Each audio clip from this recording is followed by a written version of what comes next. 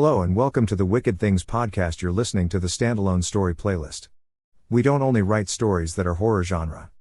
We love writing our brand of odd comedy stories. Odd comedy stories, yep, that is the best possible way to introduce this story called Cow Tripping Across the Universe. This was read by the host of Dobby Cryptids back in 2014 or so. After a format change, they deleted the footage. Sad it was a hilarious thing to behold.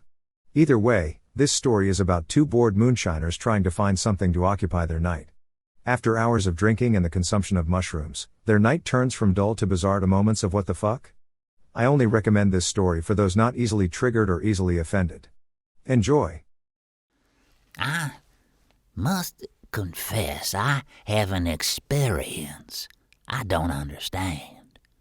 It has brought shame into my life and makes me question who I am.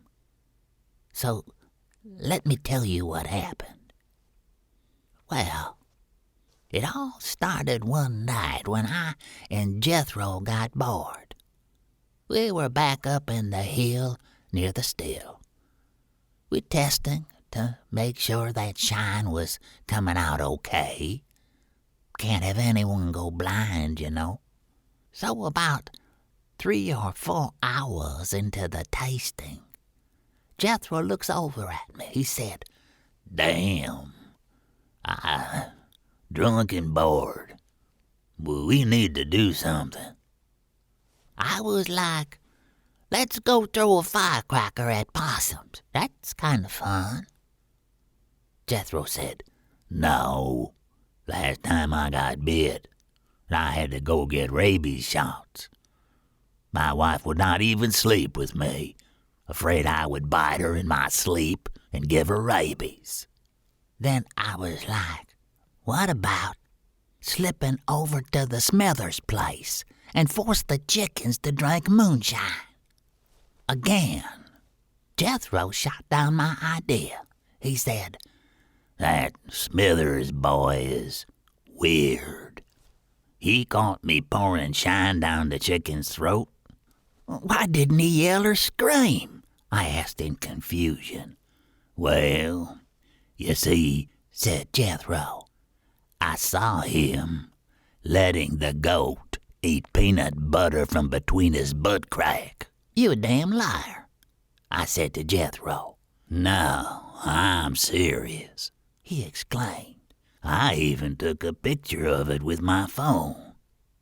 Then what happened? I was eager to hear more, you know. Goat eating peanut butter out your butthole is new to me. "That's where it gets weird," Jethro said. He looked confused and upset, but continued on.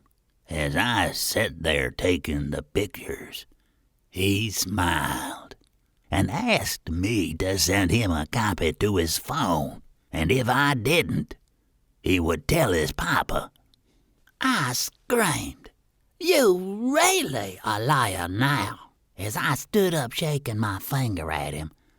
Next thing I know, Jethro was showing me the text message and the video. I was like, "I'll be damned," and raped by a pack of gorillas. The boy responded back, asking if we would like to join him next time.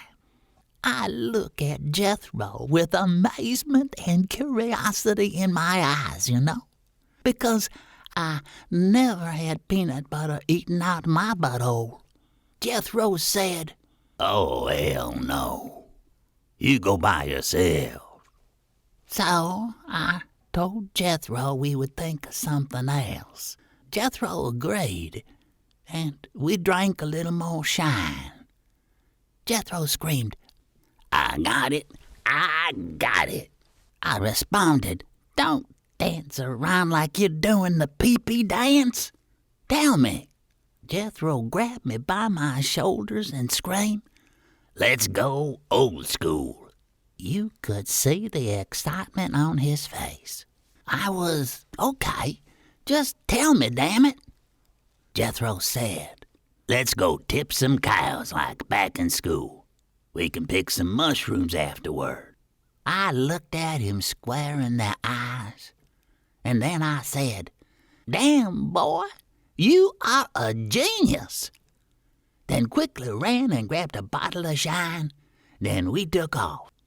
This is where things begin to get weird. We walked down the backside of the mountain to the Blankenship Farm. They have a large field full of cattle surrounded by trees. So if someone comes, we can duck into the wood. So there we were, taking turns tipping cows, slipping in cow shit. But it did help us find mushrooms. Then all of a sudden, we start seeing lights in the woods. Jethro screamed, "Holy shit, we got to run." Every direction we went, we saw lights in the woods. We were surrounded. We were terrified. I was holding tight on to Jethro. I have an idea," Jethro said. "Follow me and do what I do." Jethro ran over to a big pile of cow shit and then started covering his body the rest of the way in shit. "We will be camouflaged and they won't see us. All we have to do is lay on the ground." You could hear the urgency and excitement in Jethro's voice. So I did exactly like Jethro. I rolled around in shit till I was as dark as night. The final step was packing the cow shit on our face to look like a pile of fresh shit. We were smart, though. We made eye holes and made it where we could breathe through our mouths. The one thing you don't want is cow shit getting in your nose. It smells horrible. And since we had slipped in it before, we already had a little in our mouths. So as we laid there and the lights were moving around us, things got worse. The shrooms were starting to kick in. We were tripping as the light moved around us. Then all of a sudden, what we thought was a helicopter spotted us and shined the light right on us. We tried to get up and run, but we couldn't move. We couldn't scream. At first we thought it was a bad reaction from the shrooms. Then it went from really bright to dark. When I woke up, I was confused. I was laying on my stomach and my hands and feet were strapped down. There was a pillow or something underneath me pushing my hips up.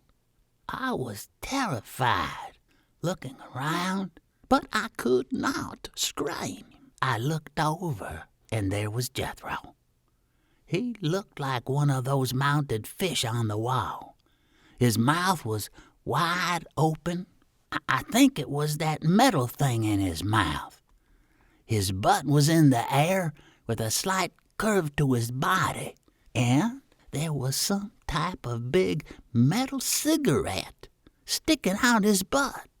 The end was glowing red. All I could think of is, that's a hell of a way to smoke a cigarette. Those shrooms were bad.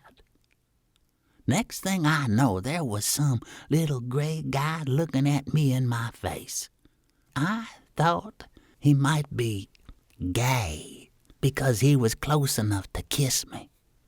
I felt his breath on my face as I stared directly into his large black eyes. And he started stroking my hair. At first it was a little uncomfortable, but then he started scratching my beard, especially under my chin.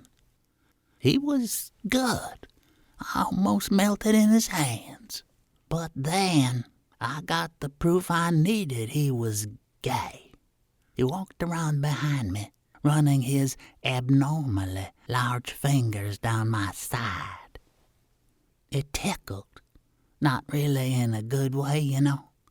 More like a I'm your camp counselor, don't tell anyone sort of way.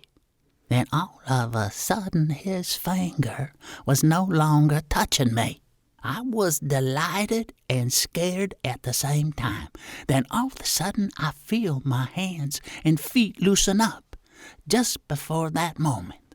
You know, the moment when everything becomes a blur because your adrenaline kicks in? Well, all of a sudden I feel something shot in my butt and expand. And then I jumped up off the table. I swear, it must have looked like one of those videos where you see the fishermen trying to fight and pull the fish out of the water and nothing is happening. Then all of a sudden, it flies out the water, twisting and turning side to side because something just hooked the inside of the mouth. It felt like that, but from my butt. The next thing I know, I fall back on the table and the light goes out. I don't know if they did something to me, or if it was because I used all my strength to jump for freedom, but I was out after that. For months now, I and Jethro have kept this story to ourselves, embarrassed about what happens. I just needed to tell someone to get it off my chest. And I feel much better. I could not stop laughing at this story. I love this style of oddball humor. One day, we will have to make this into a short movie. This is the Wicked Things podcast signing off. Goodbye.